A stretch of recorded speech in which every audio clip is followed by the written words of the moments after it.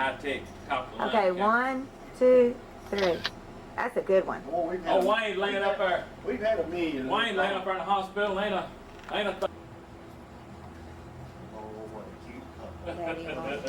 RC, I'm glad RC came. He's so much fun. Now, Renee, you need, and Caleb, you get RC, show you how to shoot a basketball. Don't bet with him. How sweet. Get I Papa over there with them. Yeah, I can tell. I didn't. I don't know why that flash is not What, working. James? Right here, Daddy. Yeah, I work. How many miles you went on that? Man, it's got over 100,000. No. Get the box down, drop your back. Drop your back. Man, you know what they're telling us? I don't know. I hate to be the one to laugh when he told me, bro. Out there showing your family how you used to build houses. We didn't take another year on this. He ain't working.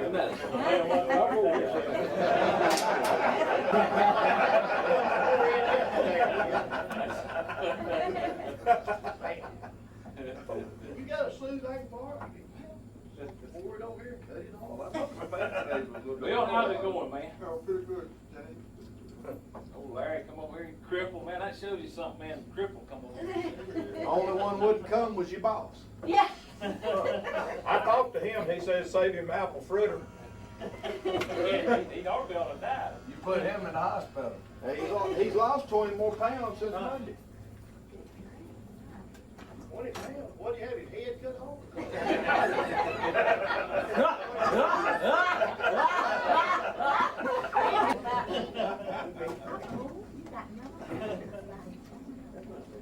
What kind of cocoa y'all boys? Hey, Dad. I'll get you one tonight. Get you one, Renee. Shake this man. All right, I'm happy to have my family here with, You ain't gonna make a speech. yeah, RC, Kelly, my daughters over here at Gina, they're responsible for all these kids here, they're prolific. Caleb, Blair, Renee, Austin, and Mason. And we all have a big time together, and my wife, Jolene, also, I'm not gonna forget her. And JR, my son-in-laws, or sons-in-laws, however you say it, JR and Van, they're good boys. They do anything to help me out. I'm really proud of them. I appreciate it. I'm proud of all y'all coming up here today. What about the taking over in the cover? Yeah, and my little brother here, David, he's not as big as he was. Yeah. 37 years. Yeah, yeah. Give me go ahead and make my speech. Yeah, go ahead and make your speech. Well, it ain't gonna be long. I know everybody got. Butch is gonna be here in just a minute. 12 minutes. I know y'all just got 12-minute break. I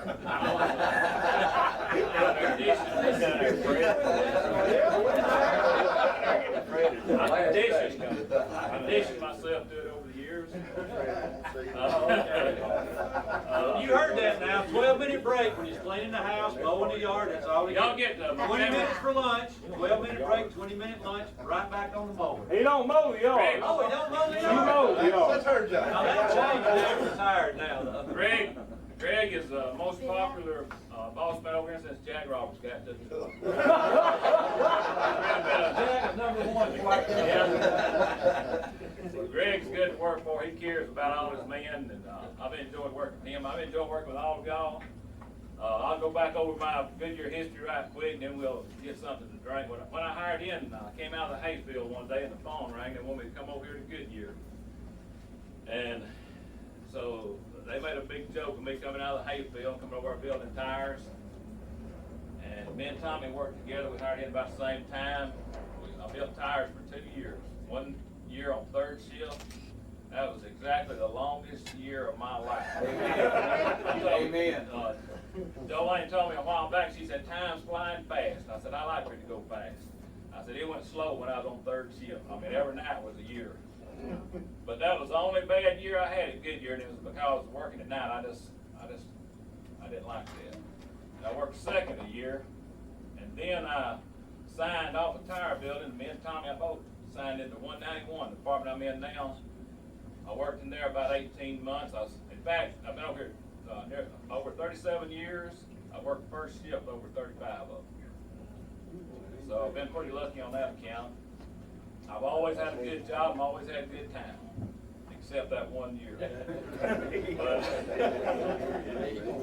But I will tell you one thing, when I hired in, I worked first shift, and I built out before I had my 30 days in, and I said, I had to go tonight. I'd still be over our building if I knew that, but I didn't know everything. I was sort of green when I hired in, but I had a supervisor named Buddy Basenberg. He got a promotion, and he was a real nice guy, and he walked around he had a little piece of paper, and he'd go around every day, and all he did was see how many tires were built and write it on a piece of paper.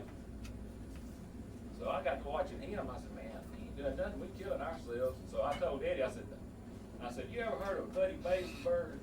He said, yeah. I said, he's a supervisor. I said, yeah. I didn't know what he was doing, but I said, that's the job I need. He said, don't you tell nobody. But they didn't ever offer it to me, so I didn't have to worry about that. Then I worked went to the tube room. I worked cleaning mows over there for 17 years. And then they shut the tube room down and I went back to permafoam. I guess I'd just shutting departments down as I went. But me and Ronald Ponder worked together. I made Ronald what he is. Where he is? Made Ronald what he is.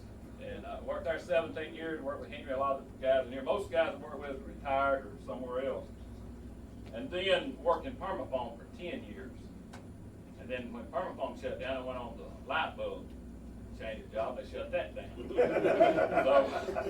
me and RC worked together in the light bulb. We had a big time, I guess as big a time as anybody could have, still get the work done. But we had, I don't know, I think we was sort of leaned on the fun side more than the work side. But we made great friends. I didn't know who RC was, but Don't vote on that. I'll tell you one thing right quick about me and RC. We had so many things happen, but one of the funniest things that happened, we came in here one Christmas, and it was just two of us, wasn't anybody working. We was the only ones working. I said, RC, we need to find somebody to eat Christmas dinner with. I said, we're not gonna have a Christmas. He said, I said, we got friends all up through the plant. I said, you come in here tomorrow. I said, they'll people, they like us, they'll invite us to dinner. I said, I said, I know these people don't much like you come eat, you don't bring nothing. I said, he said, don't worry about it. So next day we come up, we ride through the plant. Don't nobody say nothing. They're all eating. We just keep riding around. He said, don't. He said, I know what we're gonna do. He said, you let me do all the talking. I said, okay. So we ride out there where Baker and Wofford. And Wofford, he's sort of ego sometimes. They're not here, are they? No.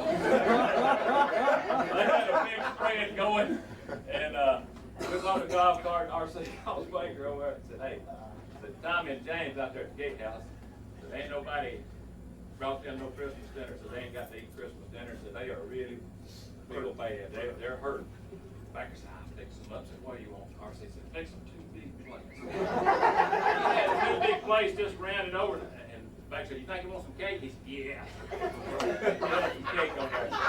Well, while we was getting our plate, and Baker turned around to get the cake, Tommy White, the guy we was getting the meal from, he came by, and they invited him to the meal room, and he had a big spread. He couldn't even carry it on back buggy. Baker didn't see him. I was about to pass out. They got out loud, but anyway, Baker gives them big plates. We went out and got out. I told RC never did tell. I told Baker that about a year later. He's still mad about it. He said if he ever saw us, he's gonna. But anyway, that's the type of fun that we had together. And then work with Danny and Tommy. I really appreciate all the work they did getting this together. I appreciate all y'all taking time out to come up here.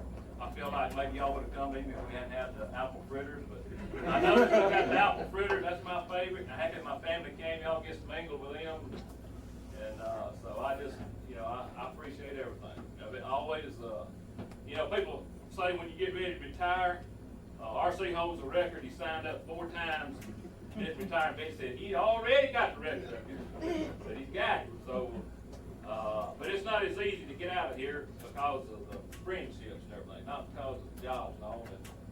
When you stay over here long, but it's like high school. You can't just stay in here unless you see it happen, I guess. But I've enjoyed everything over here. And appreciate it.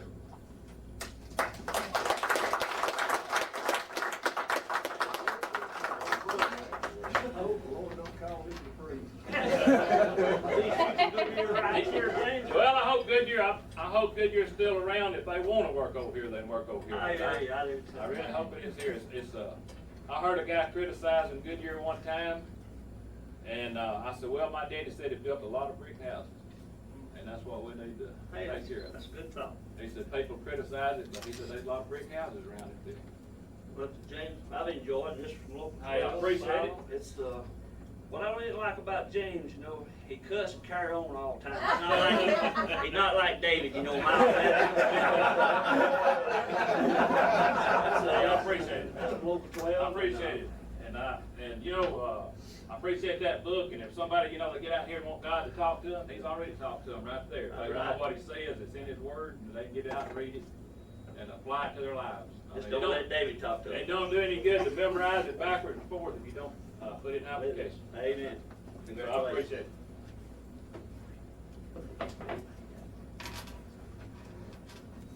Wayne, of course, is in the hospital. I talked to him. Right. Wayne's a good one. He's always good to work with. I say, you know, I brag on him being Wayne's best of friends, but, you know, I told him what I say, you know, really, Wayne wasn't cut out for industrial work. He hadn't let it hinder him, you know.